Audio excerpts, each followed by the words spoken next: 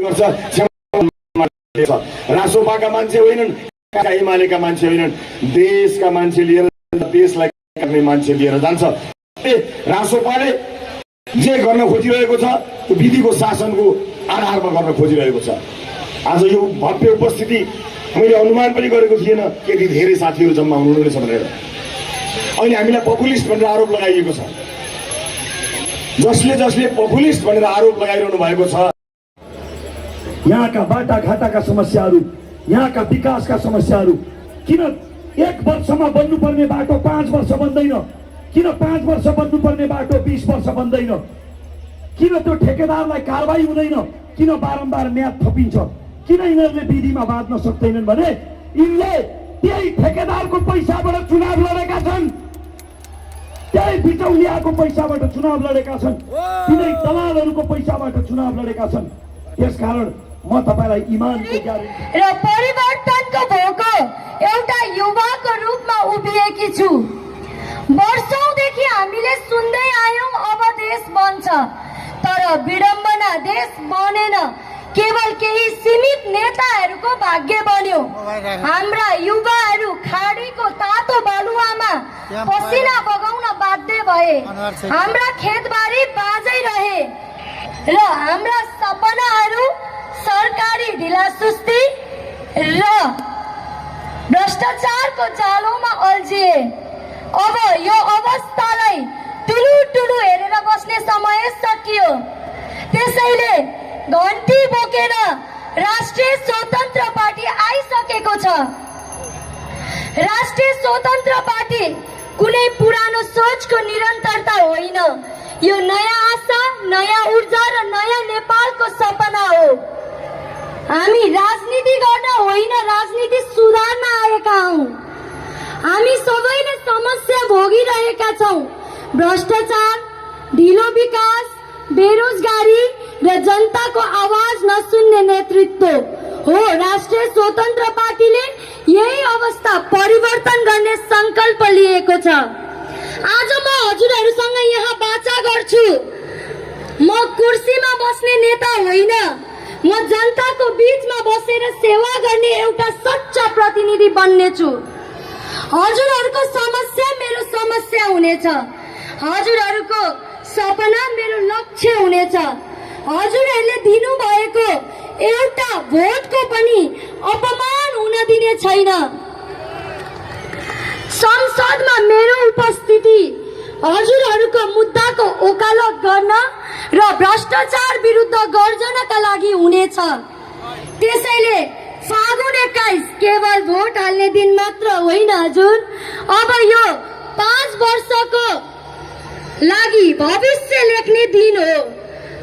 बुझ्नुहोस्, पुराना दलहरूले पटक पटक झुक्काए तर नतिजा पनि शून्य नै रह्यो। अब यस पटक नयाँ सोच र नयाँ जोशलाई विश्वास गर्ने बेला आएको छ। अन्त्यमा हामीसँग योजना छ, हामीसँग भिजन छ र हामीसँग इमानदारीता छ। त्यसैले बुझ्नुहोस्, यस पालिको मतदान परिवर्तनका लागि, सुशासनका लागि र हजुर हामी सबैको भविष्यका लागि। धन्यवाद। जय घन्टी।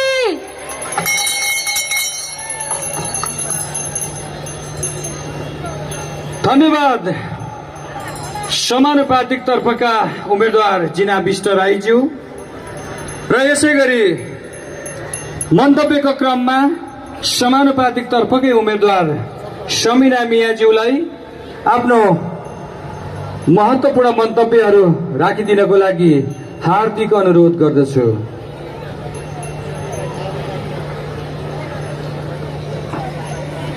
धन्यवाद कार्यक्रम सञ्चालक ज्यू।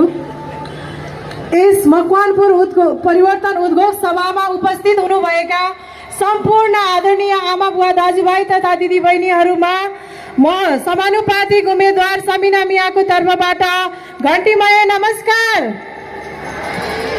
यति लामो समय पर्खिएर प्रतीक्षाको फल मिठो हुन्छ भनेर कुरिरहनु हुने सम्पूर्णमा हार्दिक धन्यवाद पनि व्यक्त गर्न चाहन्छु।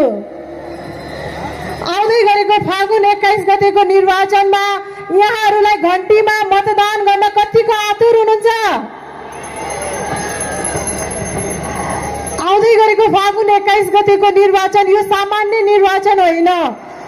हाम्रा युवा भाइ बहिनीहरूले गत भदौ 23 र 24 गते यो देशमा भएका विसङ्गति, व्यतिथि, अन्याय र भ्रष्टाचारको विरुद्धमा अब हामी धेरै सहन सक्दैनौँ भनेर सामान्य आन्दोलन गर्न गइरहेको बेलामा आफ्नो स्कुलको पोसाकमा, आफ्नो कलेजको पोसाकमा साधारण आन्दोलन गर्न जाँदाखेरि जसरी तत्कालीन सरकारले हाम्रा भाइ बहिनीहरूलाई छातीमा ताकी टाउकोमा ताकी गोली हालेर विध्वंस तरिकाले हत्या गरे, ती शहीद भाइ बहिनीको सपनालाई पूरा गर्न पनि यसपालि राष्ट्रिय स्वतन्त्र पार्टीमा दुवैतर्फ समानुपातिक र अप्रत्यक्ष दुवै मतपत्रमा मतदान गर्नु हुन पनि म हार्दिक अनुरोध गर्दछु।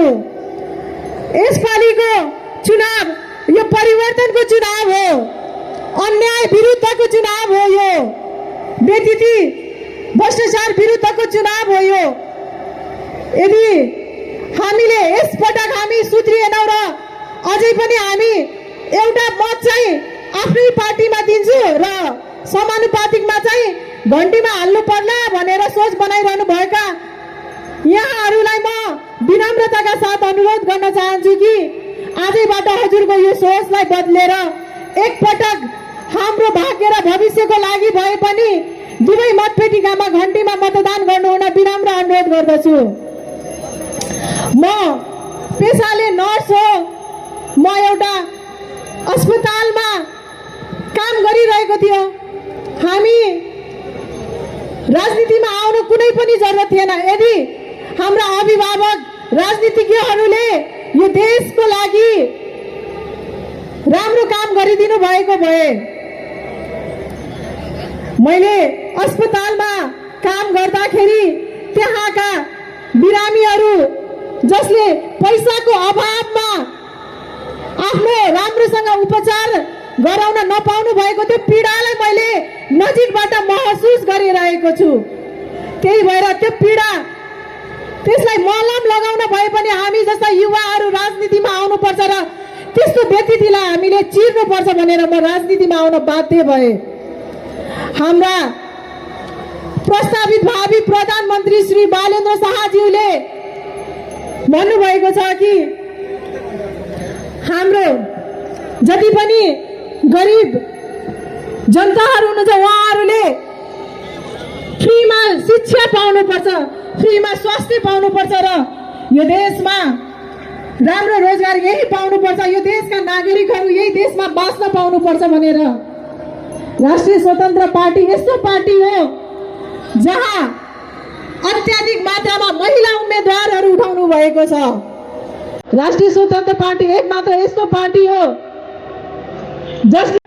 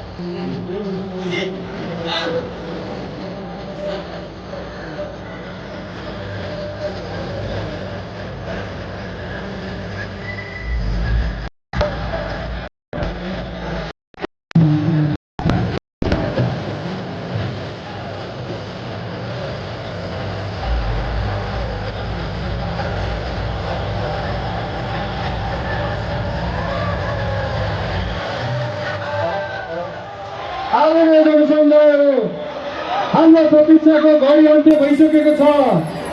हामी राष्ट्रिय स्वतन्त्र पार्टीका केन्द्रीय सभापति आदरणीय व्यक्तित्व, नेपाली राजनीतिमा वैकल्पिक शक्तिका सूत्रधार, भ्रष्टाचार नियन्त्रण सुशासन कायम गरी समृद्ध नेपालको परिकल्पनाकार राष्ट्रिय स्वतन्त्र पार्टीका निर्माता संस्थापक सभापति रवि लामिछानेज्यू आइसक्नु भएको छ।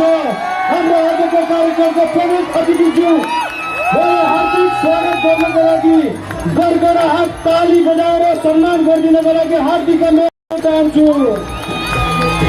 यस कार्यक्रमका प्रमुख अतिथिज्यू नेपाली राजनीतिमा वैकल्पिक शक्तिका सूत्रधार,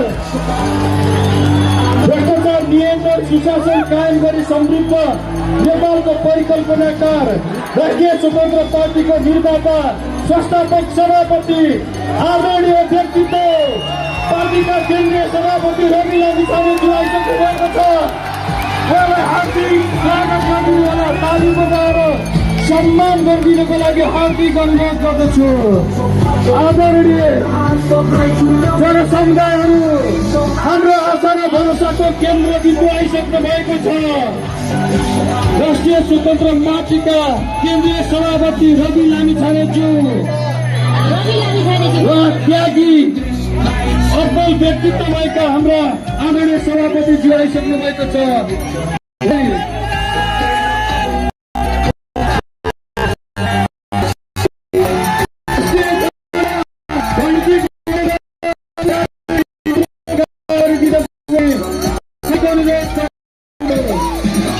हाम्रो आशा र भरोसाको केन्द्र